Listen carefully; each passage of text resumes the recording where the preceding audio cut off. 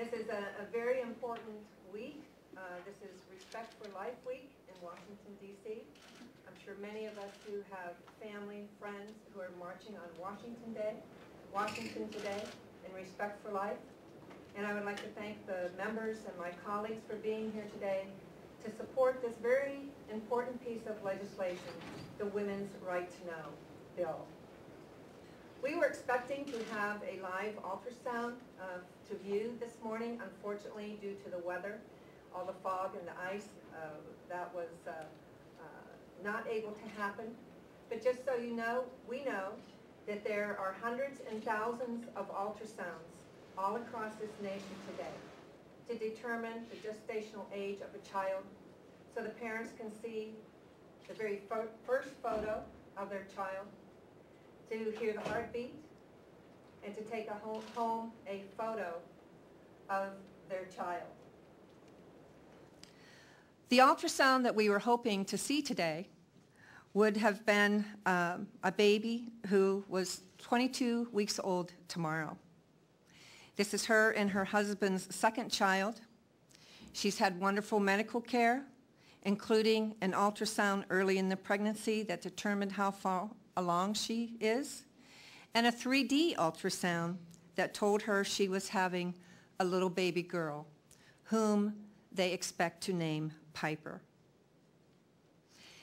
That is the reason, ladies and gentlemen, that we are here today, so that women all across this state have available to them the information they need to make a more informed decision before they make a decision that will affect them the rest of their life. Whether they choose to carry that life and deliver that child, or if they choose to have what is legally available to them, an abortion. But we hope through this legislation, once women see all the material that is available to them, the image of their child, the heartbeat, and hearing that heartbeat, seeing those little fingers and toes, that they will make the informed decision to save that child and to deliver that child and raise that child. I am very grateful for the overwhelming bipartisan support for this bill. It has 112 sponsors, both Democrat and Republican. And the co-sponsor is one of my fellow Democrats, and we are very grateful to have their support on this important piece of legislation. This bill truly shows that Democrats and Republicans can work in a bipartisan manner when it comes to important pieces of legislation that is good for the people of Pennsylvania and for the future of Pennsylvania. These are issues that mean so much more than party identification. I approach this issue not just as a woman and a mom and a grandmother, but I sponsored this bill because I believe that as a legislature, we have a duty to care for our most vulnerable citizens, those who have no voice. Not just the unborn, but our people with disabilities, our people who are our truly vulnerable citizens who depend on others to be their voice. So I'm very proud to be the prime sponsor of this important piece of legislation. The medical world has changed a lot since Roe versus Wade decision almost 40 years ago. Technology informs decisions, and it should inform medical decisions like abortion. Women, no matter where you come from, what your economic status is, what your religion is, we deserve the best medical care when it comes to decisions as serious as a pregnancy and as serious to our health. We're talking about a technology that's been safely used for 50 years, but available in most cases to insured, middle-income, wealthy women. The ultrasound Women's Right to Know provides women more information to make an informed choice. At this point in time, I believe we have Dr. Castelli on the line. Mr. Coleman, do you know if that's true? Just to introduce Dr. Castelli, he is a board-certified OB/GYN physician. He's been practicing for 24 years. He did his residency at Hahnemann University Hospital, and currently he's in private practice with women's health care specialists. Welcome, Dr. Castelli. Thank you very much for having me. I would like to hear from you any comments you have regarding the Women's Right to Know law, and so would the members and the people of Pennsylvania, regarding the ultrasound in a woman's pregnancy, and how you see physicians and the medical community reacting to ultrasounds. I listened to your opening comments, and you were right on point. Ultrasound's been around for a very long time. I graduated medical school in 1983, and back then we had ultrasounds where you really couldn't see anything move. You had to actually move the head of the unit around in order to get some pictures. But the ultrasound imaging has undergone such a dramatic improvement that you can see very, very, very small structures, the resolution being so great that you can actually pick up pregnancies at about 5 weeks. Now that's 5 weeks from their last period, which is about 3 weeks from when they conceived. You can see a gestational sac and actually see a baby with a heartbeat probably between 5.5 and 6 weeks. So we're able to diagnose pregnancies very early. We're actually able to see structures and make diagnoses. The ultrasound is a very, very affordable test. I would say with the 250 to 300 patients that I deliver every year, these patients get at least 2 to 3 ultrasounds. So it's something that we use all the time, and that's just in my obstetric practice. We use it almost ubiquitously for the diagnosis of pelvic diseases and gynecologic problems, but in an OB, it's a very, very common test. Something we use all the time, and something that all of our patients want as many of as they can get. Sometimes we have to limit the amount that they want because they just want to see a picture of their baby. But the ultrasound is a good diagnostic tool, and that's the most important thing. It is, we're able to pick up early pregnancies at very early gestational ages. We're able to pick up abnormal pregnancies, and in many cases, the ultrasound will actually change our diagnosis of gestational age and actually make diagnoses of unusual pregnancies in situations that clinically have been asymptomatic, where the patients have not presented with any problems, and because of the ultrasound, we have been able to make a diagnosis that otherwise would not have been able to make unless the patient presented later on with symptoms and sometimes in distress.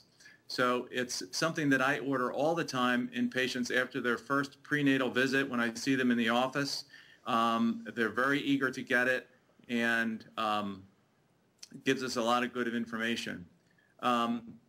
With respect to the clinical aspects of ultrasound, I can't imagine that there's any surgeon or doctor, no matter what their position on pregnancy is, that would not want the information that the ultrasound is able to provide.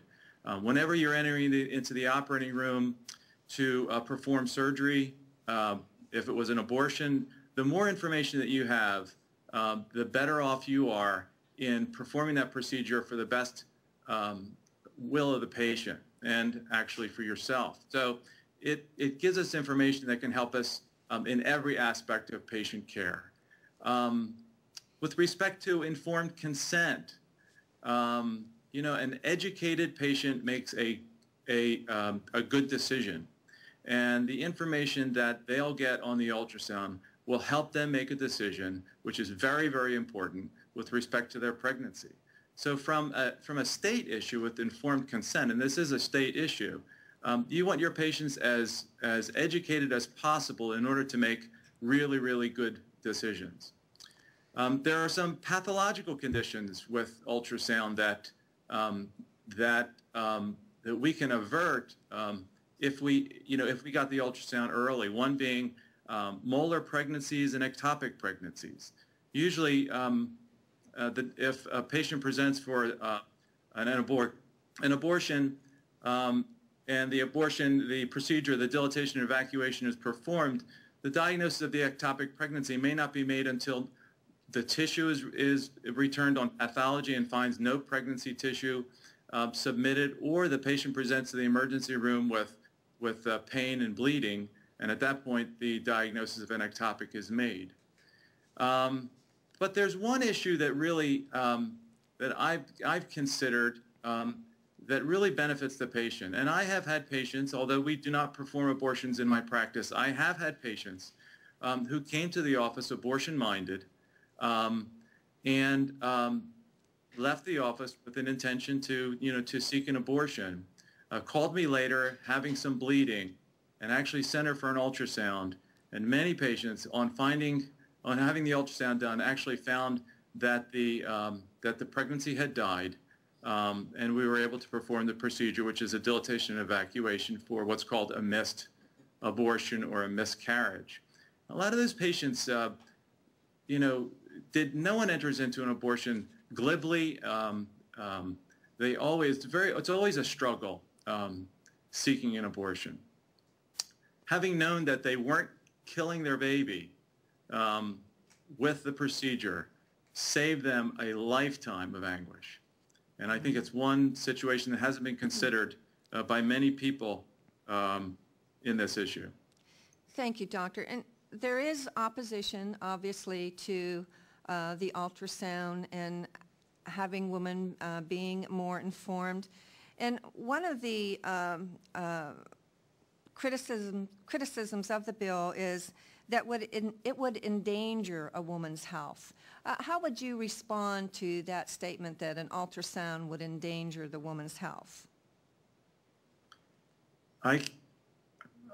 It doesn't even make sense. I don't know how obtaining a procedure which has no risks would cause any kind of harm to the patient. If you're talking physical risk and physical harm to the patient, I cannot think of one situation. Well, if you're talking about psychological risk, I don't think anybody enters into an abortion not knowing what is going on. You're not withholding any information or giving any information that they otherwise don't have. So I don't quite understand the opposition's argument that this would be causing some type of undue harm to the patient. Thank you, Doctor. And another criticism that I have heard is that doctors should not be forced to perform a procedure that is medically unnecessary. As a OB/GYN in that you're specializing in women's health, how do you respond to that opposition would say that this is medically unnecessary? It really comes down to the standard of care of the physician who's going to be using the information. Like I said, I order an ultrasound on every patient that I see in the office because it gives me, it augments my diagnosis. It gives me information that I otherwise would not have. And in many circumstances where a woman, say, presents to the office with what I would diagnose as a 9 to 10 week size pregnancy, I feel a 9 to 10 week size pregnancy, I send them to the to the ultrasound unit to get a first trimester ultrasound. In many situations, we find things that we otherwise would not find had we not done the ultrasound. Ovarian cysts, fetal demises that went undiagnosed because the patient wasn't presenting with any symptoms, or many other circumstances.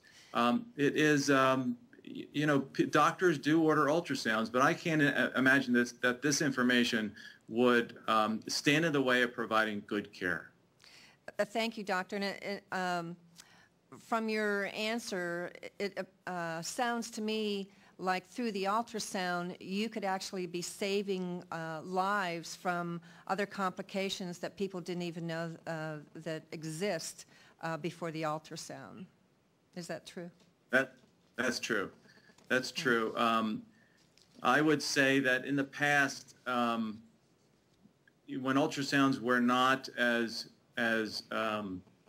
good as they are now, many people with ectopic pregnancies presented to the emergency room with symptoms of pain from bleeding from, and for those of you who don't understand what an ectopic pregnancy, it's a pregnancy, usually it's outside the uterus, usually located in the fallopian tube, and the pregnancy grows to a point where it actually ruptures the fallopian tube and causes bleeding into the woman's abdomen. In the past, women would present to the emergency room with blood in their abdomens from bleeding because the diagnosis of the ectopic pregnancy wasn't made until they presented with symptoms. At that point, very primitive ultrasounds were ordered and blood tests, and the diagnosis was made and the patient was treated, many times with surgery, and in many cases lost a lot of blood and in some cases died. Now the diagnosis of ectopic pregnancy is usually made before the woman comes in with symptoms. I mean, if an ultrasound is done early in the pregnancy and nothing is seen inside the uterus, then we can follow her pregnancy test values. If they don't rise appropriately, we have a strong suspicion of an ectopic pregnancy. We can make that diagnosis early, and we can treat that patient early, and many times without surgery. So the diagnosis is made before the patient starts bleeding. The ectopic pregnancy is treated medically without surgery, and the woman doesn't have any problems. So in many circumstances, this procedure actually is able to diagnose problems. Thank you, Dr. Castelli. I truly appreciate your time this morning. Is there anything else that you would like to add regarding the legislation, ultrasound, or a woman's right to know? There's no secret that which side I stand on this issue. However, I think that an informed patient is always a patient who makes a good decision. You're not withholding information from them. You're not giving them information that they don't already have. And in many circumstances, the procedure is able to present the situation in a different light, sometimes medically and sometimes emotionally. It just makes sense that in this time in medicine that procedures are used, tests are ordered, where patients get as much information as they can possibly get in order to make a good decision. If that decision is that she were to change her mind and choose to not terminate the pregnancy, it's a decision that she makes. And for her, that's going to be a good decision. I can't see any reason not to pass this bill. Thank you, Doctor, and I want to thank you also for your 24 years of service in the medical field, and especially your service to women and to women's health. Thank you so much. Thank you. Thank you. Bye-bye. And I believe we have a phone call from somebody in Washington today. Is that person on the phone? Not yet? Okay. Thank you. We're going to move on. We do have many people, all of us, as I mentioned before, who are in Washington today on the March for Life. Just on a personal note, I just wanted to share with people across the Pennsylvania that when I talk about the right to know and informed decision, I had a medical procedure. Actually, I had a hiatal hernia, which is a big hole between your esophagus and your stomach. And part of the diagnostic tools that I had done was an ultrasound. And I was amazed that the doctors and the hospitals where I received treatment, the information that they gave me every step of the way in helping me making an informed decision as a woman and as a patient in deciding what I should do for that procedure. And that is nothing less than what we are asking for in this piece of legislation, that women have the opportunity and the right to have more information available to them to make a more informed decision in regards to having or not having an abortion. At this point in time, I would just like to thank everyone for being here today. Representative, we have someone on the line from Washington. Okay. And, Any questions from the audience here? and is that the person we were expecting? Okay. Helen is calling in from Washington, D.C. She is there for the 39th Annual March for Life. And Helen, I believe you drove to Washington from southwestern Pennsylvania. Any comments for us today in the state of Pennsylvania? Hi. We are in the middle of a crowd that goes, geez, I can't see the end of it and I can't see the other end of it. Lots of people, everybody is enthusiastic. It's foggy and it's damp and there's a crust of ice on the grass. But you know what? It's perfect. It's winter. Everybody is looking forward to what we're going to do today. The young people are great, and it's the young people who are going to keep us going. Of course, there are women here, and one of the reason we're here is to protect women and babies. And they, in fact, there are kids here, little kids in strollers, and you say, wow, who would do that? And it's a big sacrifice, but it's worth it. It's worth it because we're pulling people back from the brink of the greatest tragedy they can make in their life, and the fact that they're going to be able to see their babies before they make a really, really terrible decision has got to be good for mothers and babies. And we're so grateful to the members of the General Assembly who put this bill together. It's going to be something that'll be good for mothers and babies. And all the people that are here today, we're going to talk about it when we go into the congressional offices, and we're going to talk about it when we get back. I am the editor of the People Concerned for the Unborn Child newsletter, so it'll be front page news in our next issue. So it's good. The fog doesn't bother anybody. You see apples and granola coming out, but and the young people are just, they are the ones who are keeping us old people full of hope and full of enthusiasm for the whole day and for the rest of the year. This is what starts us off and keeps us going because we remember these huge crowds. I see a lady with a cane. That's making an extra effort.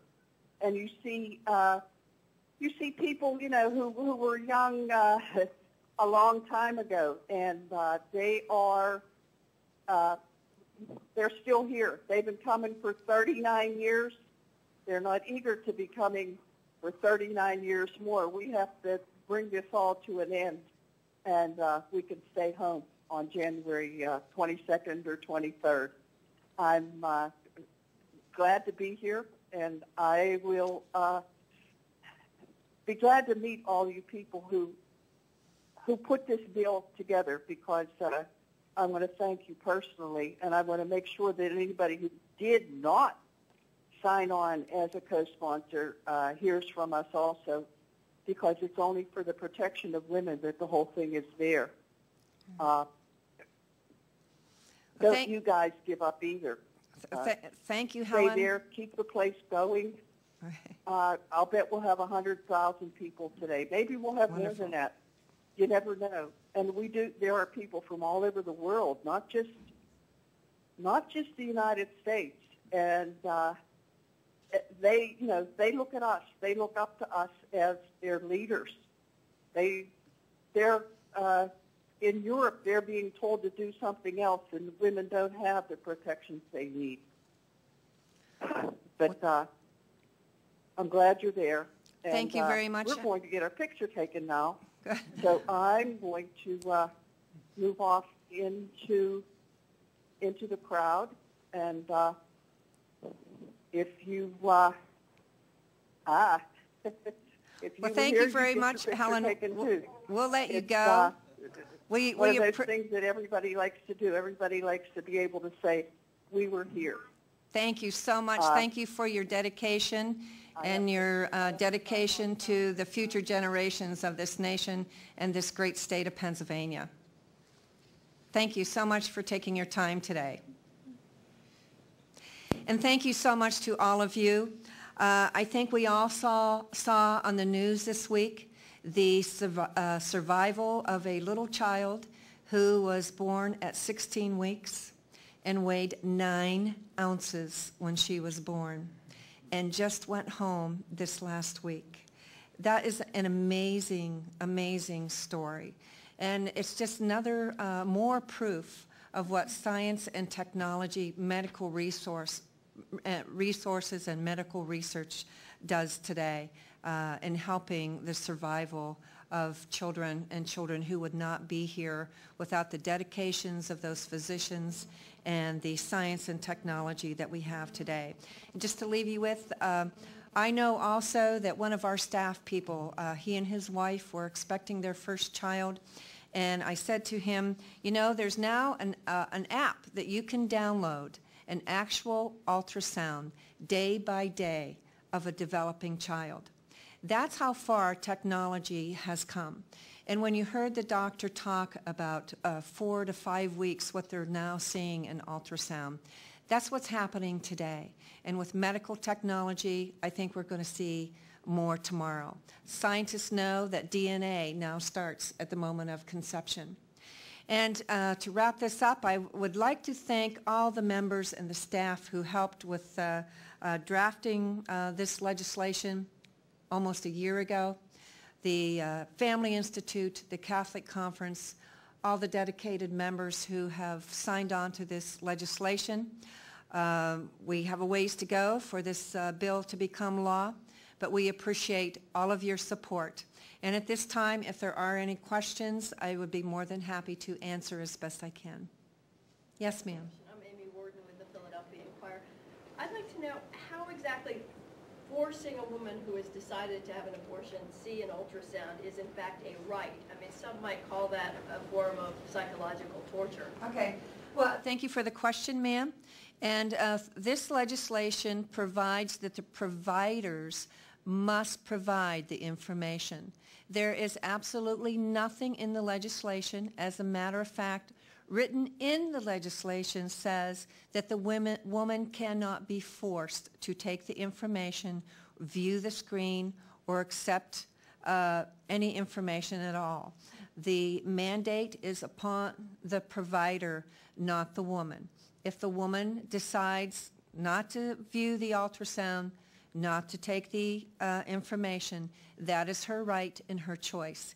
And nothing in the bill takes away that right or choice.